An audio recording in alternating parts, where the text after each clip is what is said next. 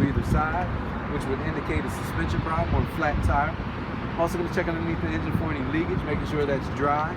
And last but not least, up front, I would like to check all lights and lenses. That would be my clearance lights, headlights and signal lights. They are secure, no missing nuts and bolts, no cracks or damage, and proper color. We'll go ahead and start on the driver's side of the engine.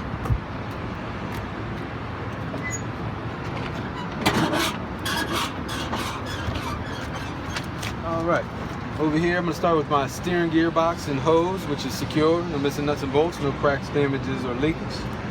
Connecting arms, rods, and cotter keys, properly secure, no missing nuts and bolts, no cracks or damages. Power steering fluid, to check that, I would pull the dipstick out, wipe it clean, reinsert it, pull it back out, make sure it reads between add and full. Do the same thing with my oil level, pulling the dipstick out, wipe it clean, reinsert it, pull it back out, make sure it reads between add and full. I always give everybody a heads up while I'm doing this. You're actually not physically checking these. Please do not pull the dipsticks out. Please do not touch anything with your hands at all. You don't want to get your hands dirty. You're wasting your time. Just point and tell them what you would do, as if this was your vehicle. Like I was explaining earlier, so first of all, this transmission fluid is not on the test. If I walk past something that I don't talk about, it's because it's not on the test, just to give you guys a heads up, okay? Coolant level, to explain to examiners how to check that, I would simply use the sight glass. If I needed to add any coolant, I would wait till the engine cools. That's all they want to hear about that. This would be my gear-driven air compressor. Just look for these two little lines right here. Yep, that's our gear-driven air compressor, as well as my air lines. You might as well do them together. Gear-driven air compressor, gear-driven air compressor, and air lines. Properly secure, no missing nuts and bolts, no cracks, damages, or leakage. That's a gear-driven part. If you notice, I said the gear-driven. If it was belt-driven, of course, we would have to explain that, but this is a gear-driven part. We need to explain that. Right underneath that would be my gear-driven power steering pump. Yep, little gray box in there. Yep.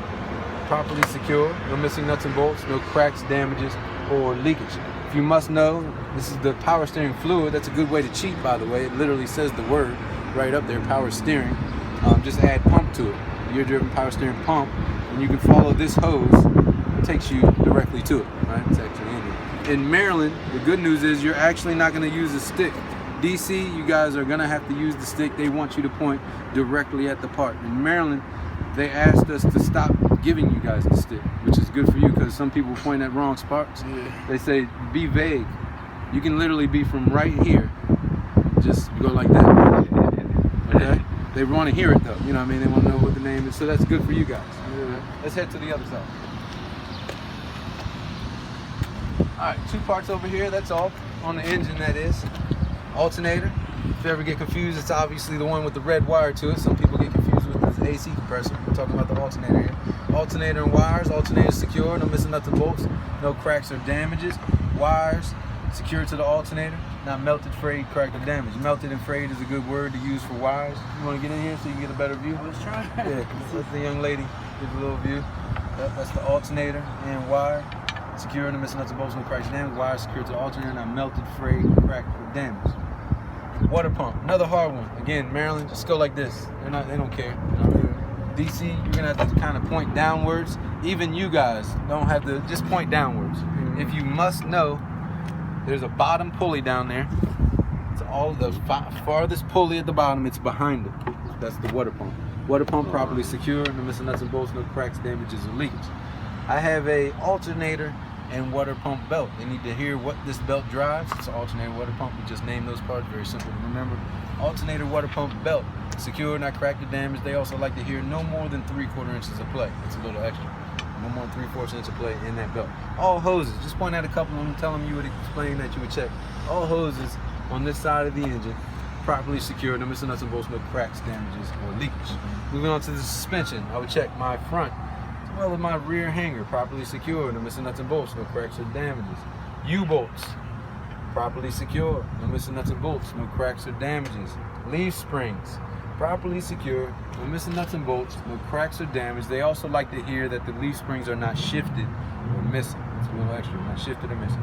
Shock absorber, properly secure, no missing nuts and bolts, no cracks, damages, or leaks. They can leak air.